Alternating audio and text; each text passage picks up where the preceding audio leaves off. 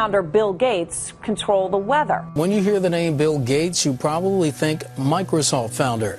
But now the billionaire may be known as the hurricane tamer.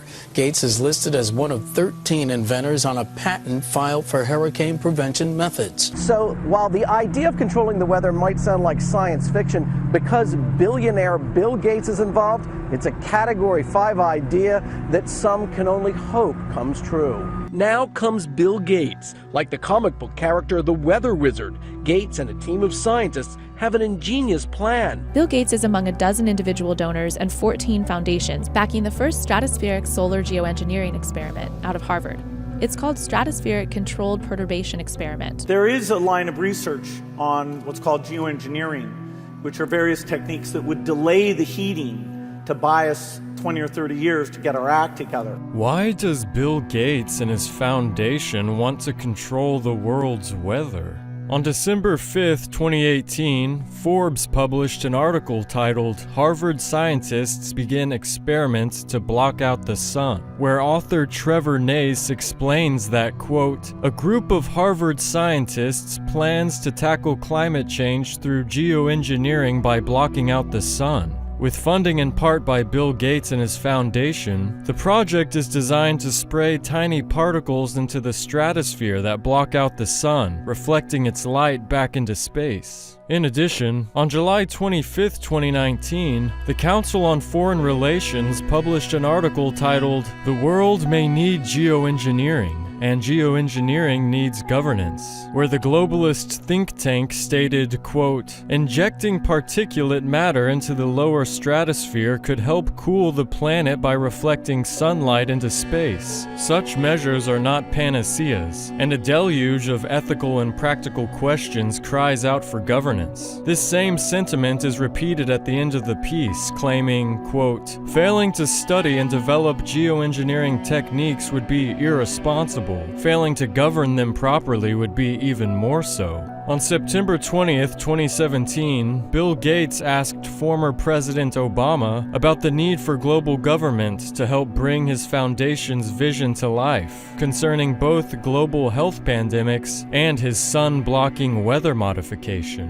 Over the next 10 or 20 years, do you think these global institutions, in terms of reform or creating new ones, for pandemics and climate change, can they step up to play the role we need them to play? During a May 8th interview on NBC's Today Show, Melinda Gates can be clearly seen wearing a necklace that has a strange symbol hanging from it. The necklace's charm is an upside-down Christian-looking cross, backed and surrounded by red ruby stones in a ring. Some claim an upside-down cross pays tribute to the Apostle Peter, saying with certainty that he was crucified upside down, unlike Christ. However, there is no verse in the New Testament that verifies this claim. In its most basic essence, the upside-down cross is symbolic of the inversion of everything Christ stood and died for, meaning an anti-Judeo-Christian theology that purports Jesus to be an evil entity, while Satan is the true Son of God, according to the inversion. Although Satanists and Luciferians refuse to lay claim to this symbol, esoteric circles within these groups know it to be true, and even the basic principles of symbology and the meaning of symbols would suggest that yes, an upside-down symbol represents an inversion of what the original symbol stood for right side up.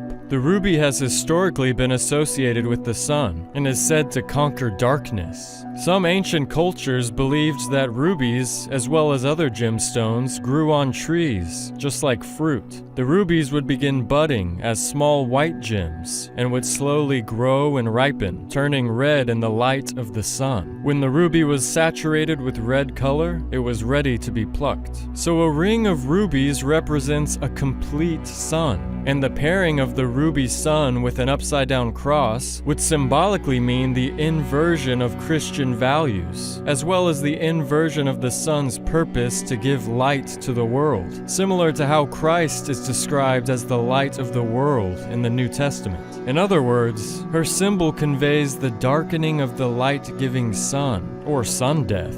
So in conclusion, it seems the meaning of the symbol on Melinda's necklace charm is synonymous with the Gates Foundation's plan to prevent sunlight from reaching the Earth. Again, how could the Gates Foundation find blocking out the sun to be a good idea without fully understanding the unintended consequences of adding sulfur and other chemicals to the atmosphere? And why is Melinda Gates signaling her and her husband's plan to the world on NBC's Today Show?